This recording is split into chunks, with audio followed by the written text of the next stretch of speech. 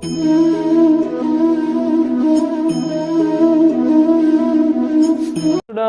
કેમ છો બધા મજામાં? ચલો આજનો સેશન ખૂબ જ ઇમ્પોર્ટન્ટ સેશન છે કે જેમાં આપણે ઈએમએફ વિશે ડિસ્કશન કરવાની છે કે જે તમે કેમેસ્ટ્રીમાં ઇલેક્ટ્રોકેમિસ્ટ્રી નામના ચેપ્ટરમાં ભણશો વિદ્યુત રસાયણમાં ઇલેક્ટ્રોમોટિવ ફોર્સ જેનું ફૂલ ફોર્મ છે ઇલેક્ટ્રોમોટિવ ફોર્સ જેનું ફૂલ ફોર્મ છે જેને કહેવાય ઈએમએફ ઓકે અથવા બીજા શબ્દોમાં આપણે સમજવું છે બેટરીનું વર્કિંગ કેમ છે આ સમજવું છે ચાલો શું કામ સમજવું જરૂરી છે પહેલો પ્રશ્ન એ થવો જોઈએ કે આપણને ખબર છે કે વિદ્યુત ભાર ગતિ કરે તો જ પ્રવાહ ઉત્પન્ન થાય યસ ઓર નો વિદ્યુત ભાર જો ગતિ કરશે તો જ પ્રવાહ ઉત્પન્ન થશે હવે પ્રશ્ન એ છે કે વિદ્યુત ભાર ગતિ ક્યારે કરે વિદ્યુત ભારને એવું મન નહીં થાય વિદ્યુત ભાર કઈ એમનેમ ગતિ નહીં કરવા માંડે વિચારો મતલબ કે વિદ્યુત ભારને ગતિ કરવા માટે તમારે એને ઉર્જા દેવી પડશે તો હવે આ ઉર્જા આવે છે ક્યાંથી કારણ કે એક વ્યક્તિ કોક ઉર્જા દે તો જ બીજા વ્યક્તિ પાસે ઉર્જા આવે અને એ ગતિ કરે એટલે ઉર્જા ટ્રાન્સફર થાય એટલે એ મોશન કરી શકે સિમ્પલ વાત છે તો એનો મિનિંગ છે વિદ્યુત ભારને કોક ઉર્જા દેવા વાળું હોવું જોઈએ અને ઉર્જા ત્યારે મળે જ્યારે બળ લાગે કારણ કે કાર્ય થાય તો ઉર્જા મળે બાકી ઉર્જા ન મળે તમે સમજી શકો છો તો હવે પ્રશ્ન એ છે કે વિદ્યુત ભારો પર બળ કેવી રીતે લગાડી શકાય તો કે ઘણી બધી રીતે લગાડી શકાય સૌથી પહેલી રીત છે રાસાયણિક રીતે બળ લગાડી શકાય મતલબ કે રસાયણો વચ્ચે થતી પ્રક્રિયાને લીધે વિદ્યુત ભાર ઉપર બળ લાગે છે એના લીધે વિદ્યુત ભાર ઉર્જા મેળવે છે અને એના લીધે વિદ્યુત ભાર ઉર્જા મેળવીને ગતિ કરી શકે છે આ પહેલો કેસ બીજો કેસ છે કે જેમાં તમે વિદ્યુત ક્ષેત્રની મદદથી તમે બળ લગાડી શકો છો ઉર્જા મેળવી શકે નંબર 3 ત્રીજું કે જેમાં ચુંબકીય ક્ષેત્રમાં ફેરફાર કરવાથી પણ બળ લગાડી શકાય અને નંબર 4 તો કે તાપમાનમાં ફેરફાર કરવાથી પણ વિદ્યુત ભારો પર બળ લગાડી શકાય તમને જો યાદ નથી તો ચેપ્ટર નંબર 11 ઉપર હું ડિસ્કશન યાદ કરું થર્મલ સ્ટ્રેસ કે જેમાં ટેમ્પરેચર તમે વધારતા હતા ત્યારે એ બળ લાગતું હતું તો આ ડિસ્કશન છે આ આપણે સમજવાનું છે કે તો આનું વર્કિંગ કેવી રીતે થશે વિદ્યુત ભારો કેવી રીતે ગતિ કરી શકશે મતલબ કે વિદ્યુત ભારને ઉર્જા કોણ દેશે તો કે જે વિદ્યુત ભારોને ઉર્જા દે છે મીન્સ કે વિદ્યુત ભાર જેની પાસેથી ઉર્જા મેળવે છે એને ઈએમએફ ના પ્રાપ્તિ સ્થાન કહેવાય શું કહેવાય ઈએમએફ ના પ્રાપ્તિ સ્થાન હવે શું થશે ચાલો સમજીએ આપણે તો એમાં આપણે જે ભણવાનું છે એ રાસાયણિક કોષ હોય રાસાયણિક સેલ હોય તો એમાં આખું વર્કિંગ કેમ થાય છે ચાલો ધ્યાન આપજો આપણે કોઈ લાંબી ડિટેલમાં નથી પડવું પણ થોડુંક મારે તમને લોજિકલી શીખવાડવું છે એટલે ટેક્સ્ટ બુકથી થોડોક હું ડિફરન્ટ વેથી જાઉં છું પછી વળી પાછા આપણે ટેક્સ્ટ બુકના બેઝ ઉપર આવી જશું ચાલો વિચારો હવે શું થશે તો કે આ એક સેલ છે એક કોષ છે કે જેની અંદર રાસાયણિક દ્રવ્ય ભરેલું છે હવે રાસાયણિક પ્રક્રિયા થવાને લીધે શું થાય તો કે રાસાયણિક પ્રક્રિયા થવાને લીધે પોઝિટિવ અને નેગેટિવ છૂટા પડે શું થાય પોઝિટિવ અને નેગેટિવ છૂટા પડે અને એ પોઝિટિવ અને નેગેટિવ છૂટા પડે તો એ રાસાયણિક પ્રક્રિયાને લીધે પોઝિટિવ ને નેગેટિવ છૂટા પડે એટલે થાય શું તો કે આ પોઝિટિવ અને આ નેગેટિવ ઉપર વિરુદ્ધ દિશાના બળો લાગે શું લાગે વિરુદ્ધ દિશાના બળો કોણ લગાડે તો કે રસાયણમાં જે પ્રક્રિયા થઈ છે એ રાસાયણિક પ્રક્રિયાને લીધે આ પોઝિટિવ ઉપર એક દિશામાં બળ લાગે અને આ નેગેટિવ ઉપર બીજી દિશામાં બળ લાગે આવી વસ્તુ જોવા મળે છે તમે સમજ્યા મારી વાત મતલબ કે પોઝિટિવ ઉપર આ દિશામાં બળ લાગશે નેગેટિવ ઉપર આ દિશામાં બળ લાગશે હવે વિચારો પોઝિટિવ અને નેગેટિવ ઉપર બળ લાગવાને લીધે આ પોઝિટિવ અહીંયા પહોંચ્યો કઈ જગ્યાએ પહોંચ્યો સપોઝ આ જગ્યાએ પહોંચ્યો અને આ નેગેટિવ અહીંયા પહોંચ્યો કઈ જગ્યાએ પહોંચ્યો સપોઝ આ જગ્યાએ પહોંચ્યો હવે સૌથી પહેલો પ્રશ્ન એ છે સમજો આ જે બળ લાગ્યું એ નોન ઇલેક્ટ્રિક ફોર્સ છે એટલે Fn વડે રિપ્રેઝન્ટ કરું છું બરોબર કે જેને ગુજરાતીમાં અવિદ્યુતીય બળ કહેવાય શું કહેવાય અવિદ્યુતીય બળ કારણ કે આ જે બળ લાગ્યું છે એ વિદ્યુતીય બળ નથી, અવિદ્યુતીય બળ છે. તો સૌથી પહેલો પ્રશ્ન છે કે શું આ પોઝિટિવ અને નેગેટિવ એની મેળે છૂટા પડ્યા હશે? વિચારો જોઈએ, થોડુંક વિચારો. પોઝિટિવ અને નેગેટિવ એની મેળે છૂટા પડ્યા છે? નથી પડ્યા. બીજી વસ્તુ એ છે, શું આ પોઝિટિવ અને નેગેટિવ છૂટા થવાની ટેન્ડન્સી ધરાવે? વૃત્તિ ધરાવે? વૃત્તિ ન ધરાવે. શું કારણ છે? શું કામ વૃત્તિ ન ધરાવે? વિચારીને મને કહો જોઈએ. એકમાત્ર કારણ છે તો કે પોઝિટિવ અને નેગેટિવ જ્યારે એકબીજા સાથે હોય ત્યારે એ સ્થાયી અવસ્થામાં હોય, એકબીજાથી છૂટા છૂટા હોય ત્યારે એ સ્થાયી ન હોય, પોતે કેવા હોય? અસ્થાયી થાય. તો ઓબ્વિયસ છે કોઈ પણ તંત્ર છે એ કોઈ પણ તંત્ર આપમેળે અસ્થાયી બનતું નથી સાહેબ. એ તંત્રને અસ્થાયી કરવામાં આવે છે કે જે અહીંયા કોણ કરે છે તો કે રસાયણ વચ્ચે જે લાગતું બળ, રાસાયણિક પ્રક્રિયાને લીધે જે આ અવિદ્યુતીય બળ લાગે છે, આ અવિદ્યુતીય બળ આ પોઝિટિવ અને નેગેટિવને છૂટા કરે છે. એટલે પોઝિટિવને એક બાજુ ભેગા કરે, નેગેટિવને એક બાજુ ભેગા કરે. આ એકને એનોડ કહેવાય, એકને કેથોડ કહેવાય. આવું તમે કેમેસ્ટ્રીમાં ભણશો. તો આ વસ્તુ જોવા મળે છે. એટલે થાશે શું, જે મારે તમને સમજાવવું છે કે આ પોઝિટિવ અને નેગેટિવ જ્યારે બંને એકબીજા સાથે ભેગા હશે ત્યારે સંપૂર્ણ સ્થાયી હશે, પણ જ્યારે એ બંનેને છૂટા કરવામાં આવે ત્યારે આ જે Fn લાગે છે, આ Fn ની અગેન્સ્ટમાં આ બે વચ્ચે એક બળ લાગતું હશે. Fn ની અગેન્સ્ટમાં આ બે વચ્ચે જે બળ લાગતું હશે એ બળ લાગતું હશે વિદ્યુતીય બળ. કારણ કે પોઝિટિવ અને નેગેટિવ છૂટા પડે તો આ પોઝિટિવ ઉપર આ દિશામાં વિદ્યુતીય બળ લાગે અને આ નેગેટિવ ઉપર આ દિશામાં વિદ્યુતીય બળ લાગતું હશે. વિચારો કે જે Fn ની અગેન્સ્ટમાં છે અને આ બળ છે એ કેવું બળ છે? સંરક્ષી બળ છે. સંરક્ષી બળની વિરુદ્ધ જ્યારે કાર્ય થાય તો શું થાય? યાદ કરો. સંરક્ષી બળની વિરુદ્ધ કાર્ય થાય ત્યારે જે તમને ઉર્જા મળે છે આ ઉર્જા એની સ્થિતિ ઉર્જા સ્વરૂપમાં રૂપાંતર પામે. કોમન સેન્સ છે.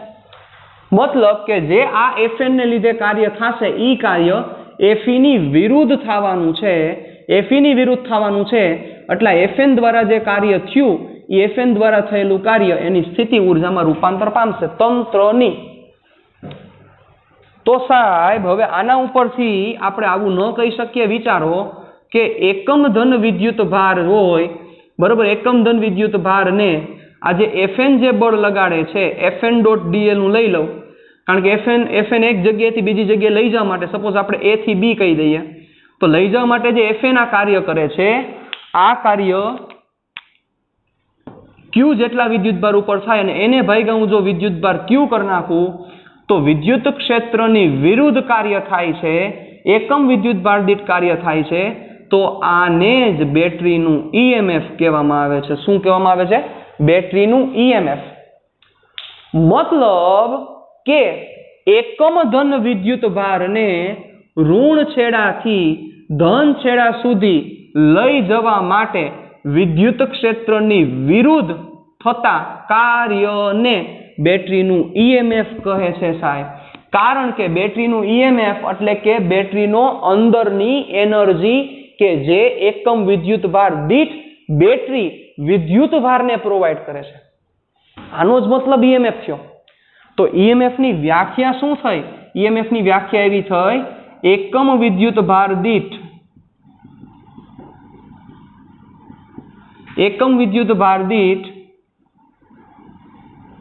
અથવા આપણે એમ લખીએ એકમ ધન વિદ્યુતભારને ઋણ છેડાથી અથવા ઋણ ધ્રુવથી ધન ધ્રુવ સુધી લઈ જવા, ઋણ ધ્રુવથી ધન ધ્રુવ સુધી લઈ જવા માટે વિદ્યુત ક્ષેત્રની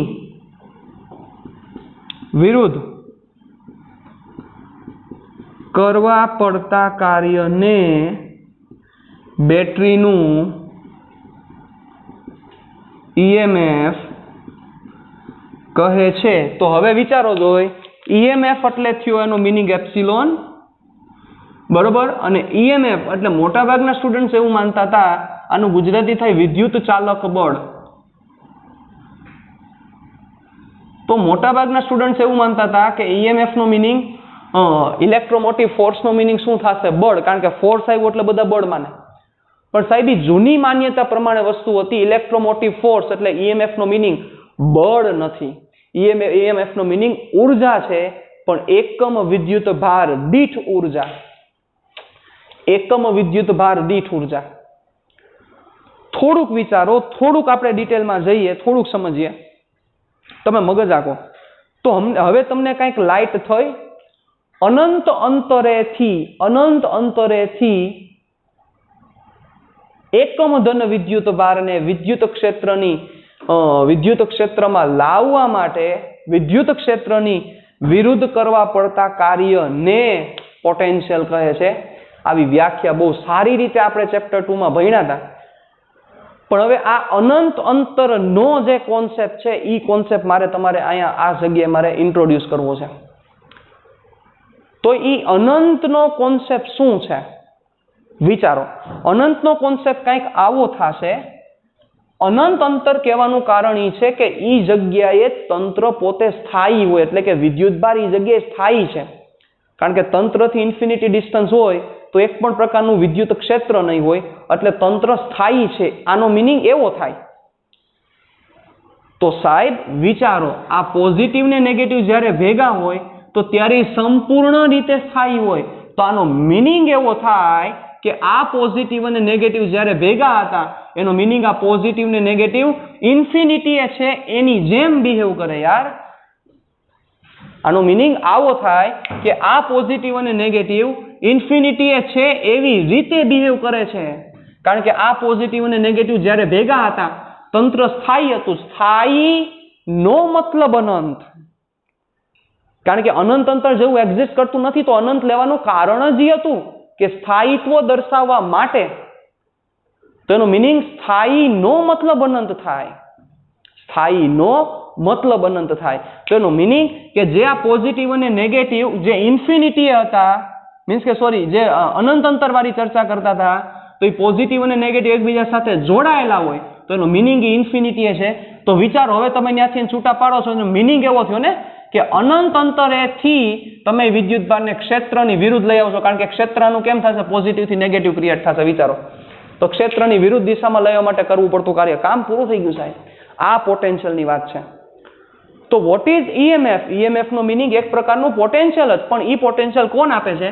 તો કે કોઈ કોષ છે, એ કોષમાં થતી પ્રક્રિયા, એ પ્રક્રિયાને લીધે જે અવિદ્યુતીય બળ જનરેટ થાય છે, એ અવિદ્યુતીય બળ દ્વારા એકમ ધન વિદ્યુત ભાર દીઠ ઋણ છેડાથી ધન છેડા સુધી લઈ આવવા માટે એના ઉપર કરવું પડતું કાર્ય, એને આપેલી ઉર્જા, એને શું કહેવાય? બેટરીનું ઈએમએફ કહેવાય છે. તો ઈએમએફ નો મતલબ શું થયો? તો કે ઉર્જા એકમ ધન વિદ્યુત ભાર દીઠ ઉર્જા. સાવ સિમ્પલ બેઝમાં અને સિમ્પલ કોન્સેપ્ટ ઉપર આપણે ચર્ચા કરીએ. હવે વિચારો, ચાલો હવે શું થશે? તો કે આ એક વિદ્યુતભાર અહીંયા વયો ગયો. ચાલો માની લઈએ એક વિદ્યુતભાર આવ્યો ગયો, પોઝિટિવ ને નેગેટિવ. એનો મિનિંગ કે એક પ્રેમીનું કપલ હતું, એ કપલ છૂટું પડ્યું. શું કામ છૂટું પડ્યું? આ અવિદ્યુતીય બળ નામના રાક્ષસને લીધે. પોઝિટિવ અહીંયા આવ્યો, એક નેગેટિવ અહીંયા આવ્યો. તો હવે વિચારો થશે શું? તો કે આ પોઝિટિવ ને નેગેટિવ એક અગેન્સ્ટમાં ફિલ્ડ ક્રિએટ કરશે. ચેપ્ટર નંબર 2 જેવું અહીંયા રિપીટ થાય છે સાહેબ, બીજી કાંઈ વસ્તુ નથી. પણ હવે આ ફિલ્ડની એવડી તાકાત નથી કે જે આ FN ને હજી બેલેન્સ કરી શકે. એટલે થશે શું? તો કે આ પોઝિટિવ વળી પાછો એક બીજો પોઝિટિવ આ બાજુ જશે, એક બીજો નેગેટિવ આ બાજુ જશે. શું કામ જશે? કારણ કે હવે શું થયું? તો કે જ્યારે બીજો પોઝિટિવ જાતો હશે ત્યારે પહેલો પોઝિટિવ એને ઓપોઝ કરતો હશે, બીજો નેગેટિવ જાતો હશે ત્યારે પહેલો નેગેટિવ ઓપોઝ કરતો હશે. પણ સાહેબ જે અવિદ્યુતીય બળની જે તાકાત છે એ તાકાતની સામે હજી એવડી તાકાત ઊભી થઈ નથી. એટલે પાછું અહીંયા પોઝિટિવ બીજું કપલ છૂટું પડ્યું સાહેબ. હવે શું થયું? તો કે વિદ્યુત ક્ષેત્રની કિંમત વધી ગઈ. આ બંને પોઝિટિવ અને આ બંને નેગેટિવને લીધે ક્ષેત્રની કિંમત વધી ગઈ. અને આ ક્ષેત્ર જે ત્રીજો આવતો હશે એ ક્ષેત્રની પ્રબળતા વધશે. એ ત્રીજા આવતા માટે આ જે વેક્ટર છે એ વેક્ટર મોટો થતો જશે. આવું કરતા કરતા કરતા કરતા કરતા એક સમય એવો આવશે કે જે સમયે શું થશે ભાઈ? જે સમયે શું થશે કે જે સમય એવું બનશે કે અહીંયા જેટલા પોઝિટિવ ને નેગેટિવ જમા થયા તો આ પોઝિટિવ અને નેગેટિવ સાહેબ એવડું ફિલ્ડ ક્રિએટ કરી દેશે કે જે Fn જે બળ લાગે છે એની સામે અગેન્સ્ટમાં બળ ઉત્પન્ન થઈ જશે અને અગેન્સ્ટમાં એ બળ ઉત્પન્ન થઈ જશે ત્યારે શું થશે તો કે આ વિદ્યુતભાર પર લાગતું પરિણામી બળ 0 થઈ જાય. પરિણામી બળ 0 થઈ જાય એનો મિનિંગ કે હવે કોઈ પોઝિટિવ ચાર્જ અહીંયા નહીં આવી શકે, હવે કોઈ નેગેટિવ ચાર્જ અહીંયા નહીં આવી શકે. એનો મતલબ કે આ બેટરી હવે ફૂલ્લી ચાર્જડ કન્ડિશનમાં છે. આનો મિનિંગ એવો થાય કે બેટરી ફૂલ્લી ચાર્જ છે. હવે એમાં કોઈ વિદ્યુતભારનો સંગ્રહ થઈ શકતો નથી. કેટલાકને પ્રશ્ન એવો હતો જે તે સમયે જ્યારે મેં કેપેસિટર ભણાવ્યું તો ત્યારે મેં એવું પણ કહી દીધું હતું કે આપણે ચેપ્ટર નંબર 3માં ડિસ્કસ કરશું. હવે એ વસ્તુ હું તમને અહીંયા સમજાવીશ કે કેપેસિટર અને બેટરીમાં શું ફેર છે સાહેબ. બહુ મોટો ફેર છે કેપેસિટર અને બેટરીમાં. બરોબર, બેયના વર્કિંગ જ જુદા જુદા છે, બેયની જગ્યા જુદી જુદી છે. એ નો ડાઉટ ઓલો પણ વિદ્યુતભાર સંગ્રહ કરે છે, આ પણ આ જ કરશે, પણ ફેર છે આખો. ચાલો, તો આ અત્યારે થઈ બેટરી ફૂલ્લી ચાર્જ કન્ડિશનમાં છે.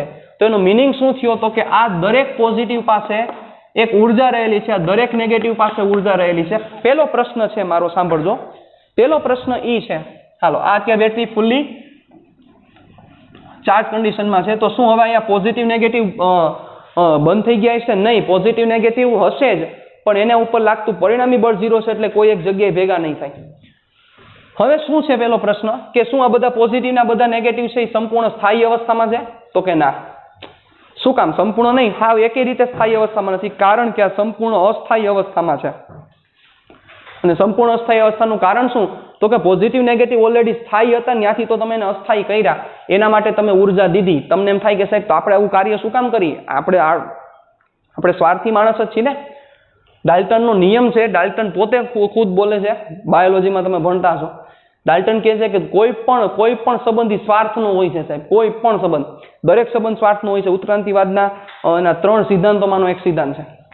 રેડી? ચાલો, સોરી, માય ફોલ્ટ, ડાલ્ટન નહીં, ડાર્વિન, ચાર્લ્સ ડાર્વિન સાહેબ, ઉત્ક્રાંતિવાદનો પિતા. હાલો, હવે જુઓ તો પોઝિટિવ અને નેગેટિવ થઈ ગયા. હવે વિચારો, આ પોઝિટિવને સ્થાયી થવું હોય તો કે હા થવું હોય. બીજી વસ્તુ તમને એમ થાય કે સાહેબ તો આની આગળ રૂપિયા આવી ગયા, તો રૂપિયા આવી ગયા, રૂપિયા નેગેટિવ જેવા રૂપિયા આવ્યા. શું કામ? તો કે એ રૂપિયાની જરૂરિયાત નહોતી, કારણ કે રૂપિયા આવ્યા એટલે પોતે અસ્થાયી બન્યો.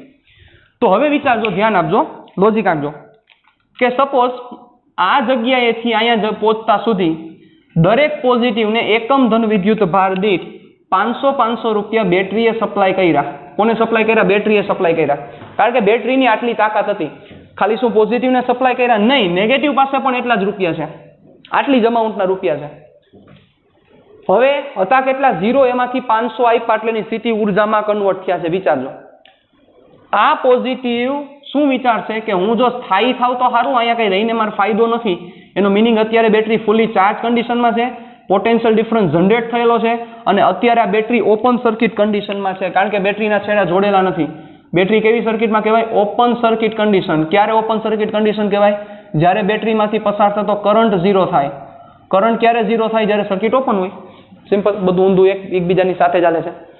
ચાલો હવે સમજો તો કે હવે શું વસ્તુ છે તો કે આ પોઝિટિવને આ નેગેટિવ પાસે જવું છે, પણ એ પોઝિટિવ નેગેટિવ પાસે જઈ શકે એમ નથી. ચાલો, પહેલો રસ્તો, પહેલી વસ્તુ વિચારીને આપણે ચર્ચા કરીએ. શું કામ આ પોઝિટિવ નેગેટિવ પાસે નથી જઈ શકતો? તમે એમ કહેશો કે સર ઇઝીલી જઈ જ શકે ને, અહીંથી જઈ શકે? ન જઈ શકે, કારણ કે વચ્ચે અવિદ્યુતીય બળ નામનો રાક્ષસ ઊભો છે કે જેને આને છૂટા કરે છે, એટલે પોઝિટિવ નેગેટિવ પાસે સીધા અહીંયા ન જઈ શકે. એનો મિનિંગ કે ડાયરેક્ટ બેટરીમાંથી જઈને પોઝિટિવ નેગેટિવ પાસે જઈ શકતા નથી. તો હવે વિચારો, એ પોઝિટિવ નેગેટિવ પાસે જશે કઈ રીતના? આવો પ્રશ્ન છે આપણી પાસે. એ પોઝિટિવ નેગેટિવ પાસે કઈ રીતે જશે? એની ગતિ કેવી રીતે થશે? ચલો, તો હવે પ્રશ્ન એવો પણ થવો જોઈએ કે શું સર આ પોઝિટિવ અહીંથી નેગેટિવ પાસે આમ ન જઈ શકે? કોના થ્રુ એર ન જઈ શકે? ન જઈ શકે એનું કારણ તો કે આ બહુ મોટો રેઝિસ્ટન્સ ક્રિએટ કરતો હોય, એના કારણોસર જ આ પોઝિટિવ અહીંથી નેગેટિવ પાસે ન જઈ શકે. બહુ મોટો રેઝિસ્ટન્સ ક્રિએટ કરતો હોય, એના વિશે તમને ખ્યાલ છે જ. તો હવે એનો મિનિંગ શું થયો કે હવે જો કોના જેવી વાત છે? વાત એવી છે, એક બાજુ પહાડ છે, બીજા બાજુ પહાડ છે, વચ્ચે ખીણ છે, વચ્ચે એક પુલ છે, એ પુલ ઉપર મશીન ગન રાખેલી છે. હવે ઓલી બાજુના જ રહેલા વ્યક્તિને આ બાજુ આવવું છે, પણ વચ્ચે મશીન ગન વાળા રસ્તે આવી શકે એમ નથી, કારણ કે ઈ આવે તો મશીન ગન ઉડાડ નાખે સીધી. મશીન ગન એટલે અવિદ્યુતીય બળ. હવે કઈ લાઈન લેવી પડે? વિચારો. તો જો એની બાજુમાં કંઈક સાઈડમાં આપણે પુલ બનાવી નાખીએ તો ખબર છે અડચણ પડશે એનો મિનિંગ રસ્તો પણ સારો નહીં હોય, બની શકે. યસ, હું એ જ કહેવા માંગુ છું કે એનો મિનિંગ કે જેવો આ બેટરીને કોઈ રેઝિસ્ટન્સ સાથે કનેક્ટ કરવામાં આવે તો, આને કંઈક રેઝિસ્ટન્સ સાથે કનેક્ટ કરવામાં આવે તો, મતલબ આ બેટરીને કોઈ આપણે તાર સાથે કનેક્ટ કરીએ તો શું થાય? What will happen if V connect this battery with a wire સાથે કનેક્ટ કરીશું તો શું થશે વિચારો. તો કે જેવા આપણે વાયર સાથે કનેક્ટ કરીશું એનો મિનિંગ એવો થાય, સમજો મારી વાત, વાયર સાથે કનેક્ટ કરો છો એનો મિનિંગ તમે એને એના રેઝિસ્ટન્સ સાથે કનેક્ટ કરો છો, કારણ કે તાર પાસે રેઝિસ્ટન્સ હશે. હવે આ રેઝિસ્ટન્સ તરીકે કોઈ પણ વસ્તુ હોઈ શકે. તમે અહીંયા બલ્બ પણ મૂકી શકો, કારણ કે બલ્બમાં તાર જ હોય, બરોબર. બલ્બ પણ મૂકી શકાય, સિમ્પલ રેઝિસ્ટન્સ પણ મૂકી શકાય, રેગ્યુલર તમે તાર પણ મૂકી શકો, આમ જ કરી શકાય, કોઈ એમાં જરાય મૂંઝાવાની વાત નથી. તો હવે શું થશે ચાલો વિચારો. હવે લોચા થશે એ ધ્યાન રાખજો. હવે લોચા એ થશે જેવો આ તાર કનેક્ટ થયો, હું ખાલી પોઝિટિવ ઉપર ચર્ચા કરું છું, નેગેટિવ ઉપર નથી જતો. જેવો આ તાર કનેક્ટ થયો એટલે ડાયરેક્ટ આ પોઝિટિવ એના પ્રિયતમ એટલે નેગેટિવને મળવા હાયલા જશે. પણ હવે શું થશે તો કે જેવા પોઝિટિવ અહીંથી ગતિ કરવાનું ચાલુ કરશે તો એ પોઝિટિવ પાસે જે ઉર્જા રહેલી છે, એ ઈએમએફ જે રહેલું છે, એ ઉર્જા રહેલી છે, જેવા એ ગતિ કરશે તો રેઝિસ્ટન્સમાં એ કોકની સાથે અથડાશે એટલે શું કરશે તો કે પોતાનામાંથી રહેલી ઉર્જા ગુમાવશે. આગળ જતા અથડાશે, પોતાનામાં રહેલી ઉર્જા ગુમાવશે, અથડાશે, પોતાનામાં રહેલી ઉર્જા ગુમાવશે. એ ગુમાવતા જ્યારે આ એક પોઝિટિવ અહીંયા પહોંચી જાય ત્યારે આ પોઝિટિવ પાસે રહેલી બધી ઉર્જા નાશ પામે છે. પામવી જ જોઈએ, કારણ કે સ્થાયીતા મેળવે છે. એટલે આ પોઝિટિવ જે 500 જૂલ ઉર્જા રહેલી છે, એ 500 જૂલ ઉર્જા એ બાહ્ય પરિપથમાં વાપરીને અહીંયા પહોંચે ત્યારે એ 500 જૂલ ઉર્જા નાશ કરી દે છે સાહેબ. હવે થાશે શું, સાંભળજો મારી વાત. એટલે એનો મિનિંગ બે વચ્ચે પીડી આવે છે એટલે કરંટ ક્રિએટ થશે.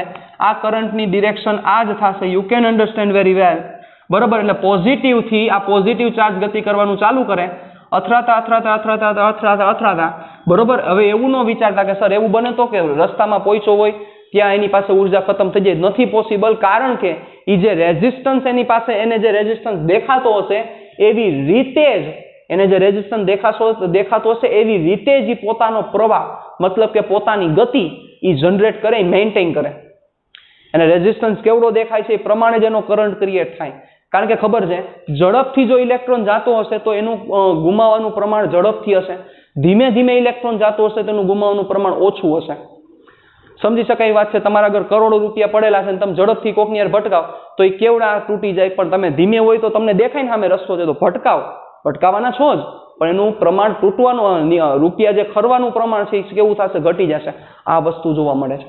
એટલે એવું ન વિચારતા કે સર આ પોઝિટિવ અહીંયા પહોંચી જાય, અહીંયા પહોંચ્યો તરત એનો રેઝિસ્ટન્સ 0 થઈ ગયો તો, સોરી એની પાસે રહેલી ઉર્જા 0 થઈ ગઈ તો એવું કોઈ દી શક્ય બનતું નથી સાહેબ. ઓકે, ચાલો. તો હવે શું થશે? હવે અહીંથી પોઝિટિવ જેવો અહીંયા પહોંચી ગયો, નેગેટિવને બેલેન્સ કર્યો એટલે અહીંયા એક પોઝિટિવ વયો ગયો અને અહીંયા એક નેગેટિવ વયો ગયો. ચાલો, તો જે ઓલો બ્રિજ બન્યો તો એ બ્રિજ તૂટી ગયો. કયો બ્રિજ? કે જે પોઝિટિવ અને નેગેટિવના કપલને છૂટો પાડતો તો એ અવિદ્યુતીય બળની સામે જે બ્રિજ ઊભો હતો ને, કયો બ્રિજ? કે જેને શું કર્યું હતું, અવિદ્યુતીય બળને ઓપોઝ કર્યો તો એ બ્રિજ તૂટ્યો. શું કામ? અહીંયા તાકાત ગઈ હતી. એટલે વળી પાછો એક પોઝિટિવ છૂટો પડશે, બીજો નેગેટિવ અહીંયા છૂટો પડશે. ક્લિયર થયું આખી વસ્તુ? એક પોઝિટિવ છૂટો પડશે, બીજો નેગેટિવ છૂટો પડશે. શું કામ છૂટો પડવાનું શું કારણ છે? પોઈન્ટ પકડજો. છૂટા પડવાનું એક જ માત્ર કારણ છે, સમજજો મારી વાત બરોબર રીતે. કારણ ઈ છે કે સાહેબ અહીંથી જે પોઝિટિવ, આ બધા પોઝિટિવ અને નેગેટિવના ગ્રુપે જે અગેન્સ્ટમાં ઇલેક્ટ્રિક ફિલ્ડ જનરેટ કરેલું હતું એ અગેન્સ્ટ વાળું ઇલેક્ટ્રિક ફિલ્ડ કેન્સલ થઈ ગયું. મીન્સ કે કેન્સલ થઈ ગયું ઇટ મીન્સ એની તાકાત ઘટી ગઈ, કારણ કે એક આ વયો ગયો, પોઝિટિવ નેગેટિવ બેલેન્સ થઈ ગયા. તાકાત ઘટી ગઈ તો સામે અવિદ્યુતીય બળની તાકાત વધી ગઈ પાછી, કારણ કે અવિદ્યુતીય બળ પાસે 5 ન્યૂટનનું બળ હતું, એની સામે 5 ન્યૂટન આ લોકો બેલેન્સ કરતા હતા, એમાંથી એક વહી ગયો એટલે હવે 4 છે, એટલે પાછો નેટ એક આવી ગયો.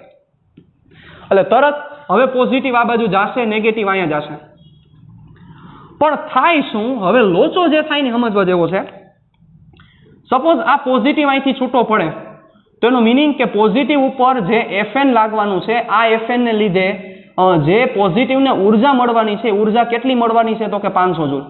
પણ સાહેબ હવે આ પ્રવાહને લીધે આ જે પ્રવાહ જનરેટ થાય છે, આ પ્રવાહને લીધે બેટરીનો આંતરિક અવરોધ, કારણ કે કોઈ પણ બેટરી છે એની પાસે પોતાનો આંતરિક અવરોધ હોય, એ આંતરિક અવરોધ કોઈ દી ઝીરો ન થાય, કારણ કે દ્રવ્યનો અવરોધ હોય, એ આંતરિક અવરોધની કિંમત R, તો બેટરીનો આંતરિક અવરોધ વર્કિંગમાં આવે.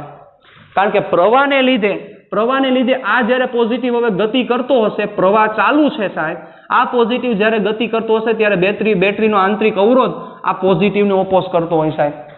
અને બેટરીનો આંતરિક અવરોધ પોઝિટિવને ઓપોઝ કરે, આના કારણોસર આ પોઝિટિવ હવે જ્યારે અહીંયા પહોંચે તો થોડુંક વિચારીને મને આન્સર આપજો, શું એની પાસે 500 જૂલ જેટલી ઉર્જા વધશે? Try to think about that. એકમ વિદ્યુત ભાર દીઠ શું 500 જૂલ જેટલી ઉર્જા એની પાસે વધશે? વિચારો. સ્ટાર્ટિંગના કેસમાં નહોતું, કારણ કે કોઈ પ્રવાહ હતો નહીં. પ્રવાહ હતો નહીં સાહેબ, એક પણ પ્રકારનો પ્રવાહ નહોતો. પણ હવેના કેસમાં શું થાય તો કે હવે આ પોઝિટિવ અહીંથી જાય, બેટરીનો આંતરિક અવરોધ વર્કિંગમાં આવ્યો, તો બેટરીના આંતરિક અવરોધ પ્રવાહને લીધે બેટરીનો આંતરિક અવરોધ વર્કિંગમાં આવ્યો, તો આ પોઝિટિવને બેટરીના આંતરિક અવરોધની વિરુદ્ધ જવું પડે સાહેબ. તો જ્યારે આ પોઝિટિવ અહીંયા પહોંચે ત્યારે એની પાસે 500 રૂપિયા નો રહે સાહેબ, એની પાસે હવે રૂપિયા થઈ જાય 450. 50 રૂપિયા કોણ ગાપચી મારી ગયું? 50 રૂપિયા ખાઈ ગયું. કોણ ખાઈ ગયું? યસ, બેટરીના આંતરિક અવરોધ ને લીધે 50 રૂપિયા વયા ગયા. એટલે હવે શું થાય તો કે આ પોઝિટિવ અહીંયા પહોંચે, આ પોઝિટિવ જેવો અહીંયા પહોંચે તો આ પોઝિટિવ પાસે હવે 450 જૂલ ઉર્જા જ હોય, એ 450 જૂલ ઉર્જા લઈને અહીંયા પહોંચે, વળી પાછો જાય, વળી 450 જૂલ થાય, વળી 450 જૂલ થાય, એક જાય, વળી પાછો બેલેન્સ કરે, વળી પાછા છૂટા પડે, બેલેન્સ કરે, છૂટા પડે, બેલેન્સ કરે, છૂટા પડે. આનો મીનિંગ એવો થયો કે અત્યારે બેટરી વર્કિંગ પોઝિશનમાં છે, મતલબ કે બેટરી શું થાય છે? ડિસ્ચાર્જ થાય છે કે ચાર્જ થાય છે? શું થાય છે? બેટરી અત્યારે ડિસ્ચાર્જિંગ પોઝિશનમાં છે, ચાર્જિંગ પોઝિશનમાં નથી, ડિસ્ચાર્જિંગ. શું કામ? તો કે આ જે અવિદ્યુતીય બળો છે, અવિદ્યુતીય બળો પોઝિટિવને છૂટા પાડતા જાય છે, અવિદ્યુતીય બળો પોઝિટિવને છૂટા પાડતા જાય છે, ઉર્જા દેતા જાય છે, અને આ પોઝિટિવ વર્કિંગ કરતા જાય છે. તમે જો અહીંયા બલ્બ કનેક્ટ કરેલો હોય, આ બલ્બ કનેક્ટ કરેલો તો આ બલ્બ પ્રજ્વલિત થાય, એનો મિનિંગ બેટરી ડિસ્ચાર્જિંગ કન્ડિશનમાં છે. કારણ કે આવું કઈ અનંત સમય સુધી નહીં ચાલે. આ રસાયણ પાસે જેટલી તાકાત હશે, એ તાકાત જ્યારે પૂરી થઈ જશે ત્યારે પૂરું. તો કે અહીંયા પોઝિટિવ ને નેગેટિવ જમા થવાનું બંધ થઈ ગયા, પોઝિટિવ ને નેગેટિવ જમા થવાનું બંધ થઈ ગયા, તો આ પોઝિટિવ અહીંથી ગતિ કરવાનું બંધ થઈ ગયા, આ પોઝિટિવ ગતિ કરવાનું બંધ થઈ ગયા, આ બલ્બ પ્રજ્વલિત થતો તો એ બંધ થઈ ગયો, પ્રજ્વલિત થતો બંધ થઈ ગયો, મિનિંગ બેટરી સંપૂર્ણ ડિસ્ચાર્જ. કામ પૂરું. શું કામ વિચારો છો? કાંઈ મૂંઝાવશો? તો આવી રીતે આખું વર્કિંગ થાય છે કે જે સમજવું જરૂરી છે બચ્ચાઓ. તો આજે 450 રૂપિયા મળ્યા, એ આ બે છેડા વચ્ચેનો પોટેન્શિયલ ડિફરન્સ થયો એકમ ધન વિદ્યુત ભાર દીઠ. આ તો હું પોઝિટિવની ચર્ચા કરતો હતો. એ એકમ ધન વિદ્યુત ભાર દીઠ પોટેન્શિયલ ડિફરન્સ થયો કે જેને બેટરીનો ટર્મિનલ વોલ્ટેજ કહેવાય. કેવો વોલ્ટેજ કહેવાય? Terminal voltage. ટર્મિનલ એટલે છેડા, બેટરીના બે છેડા વચ્ચેનો પોટેન્શિયલ ડિફરન્સ ટર્મિનલ વોલ્ટેજ કહેવાય. એને V વડે રિપ્રેઝન્ટ કરવામાં આવે. કેના વડે રિપ્રેઝન્ટ કરવામાં આવે? V વડે. કે જે V ની કિંમત 450 થઈ, એપ્સિલોન ની કિંમત કેટલી થઈ તો કે 500. વિચારો, આનો મિનિંગ એવો છે કે બેટરી એકચ્યુઅલમાં જે તાકાત આપે છે, બેટરી એકચ્યુઅલમાં કેટલી તાકાત આપતી હતી? 500. એ 500 તાકાત તો ટર્મિનલે મળતી જ નથી, 450 મળે છે. મતલબ તમને વાપરવા 450 રૂપિયા જ મળે. સાહેબ સમજવા જેવી વાત છે આખી, અને લોજિકલ ડિસ્કશન છે. તમારું મગજ તાકાતથી કામ કરતું હશે તો જ તમને આમાં વધારે ખ્યાલ આવશે, નકર નહીં ખબર પડે. મને હું સમજી શકું છું, એમાં કોઈ તમારો વાંક નથી. રેડી? તો આ વસ્તુ બને છે. એટલે V ઇઝ ટર્મિનલ વોલ્ટેજ, કે બે છેડા વચ્ચે તમને કેટલા રૂપિયા વાપરવા મળે, મીન્સ કે 450 રૂપિયા વાપરવા મળે એકમ ધન વિદ્યુત ભાર દીઠ. તો that is terminal voltage. Terminal એટલે કે બેટરીના બે છેડા વચ્ચેનો વિદ્યુત સ્થિતિમાનનો તફાવત. સિમ્પલ.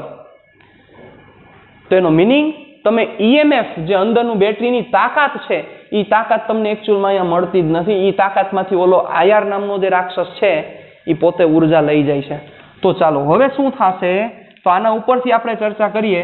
તો can I write 450 is equal two 500 minus 50. Can I write what is 450? that is V potential, that is terminal voltage. A V 500 કયું? તો કે બેટરીની મેઇન તાકાત એટલે એપ્સિલોન માઇનસ આ 50 કોણ લઈ ગયું?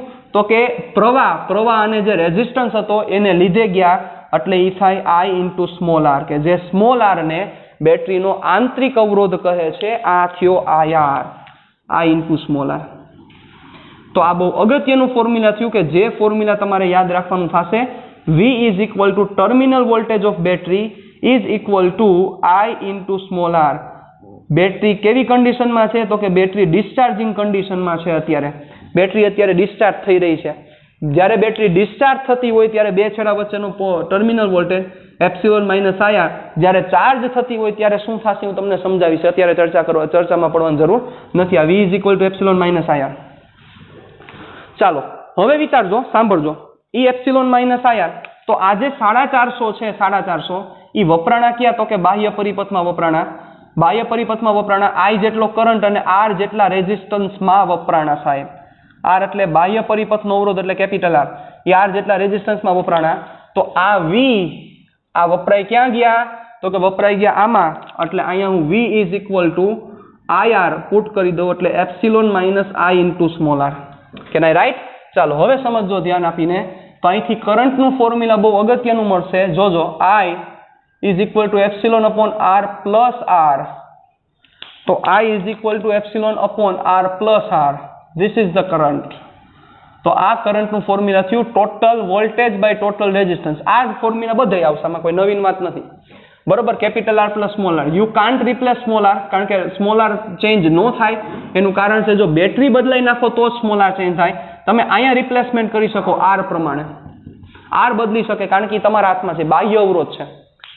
હવે એક વસ્તુ મારે હજી સમજાવી છે, પ્યોર લોજિક જેને કહેવાય, પ્યોર લોજિક, પ્યોર ફિઝિક્સની દ્રષ્ટિએ. અહીંયા તો આપણો આ જે કોન્સેપ્ટ છે, કોન્સેપ્ટ પતી ગયો છે, પણ પ્યોર લોજિક ફિઝિક્સની દ્રષ્ટિએ જો મારે તમને સમજાવવું હોય, મારે જે સમજાવવું છે, તો સાહેબ આ બંને ફોર્મ્યુલાનો મિનિંગ ડિફરન્ટ છે. સમજજો, આ બે વસ્તુ જુદી જુદી વસ્તુ રિપ્રેઝન્ટ કરે છે સાહેબ.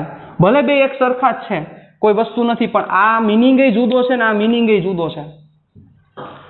હવે સમજો મારી વાત, જે હું મારા વર્ડ બોલું છું, આ V નો મિનિંગ એવો છે કે બે છેડા વચ્ચે એકમ ધન વિદ્યુત ભાર દીઠ, હવે હું નહીં બોલું, 450 રૂપિયા મળ્યા આ બે છેડા વચ્ચે.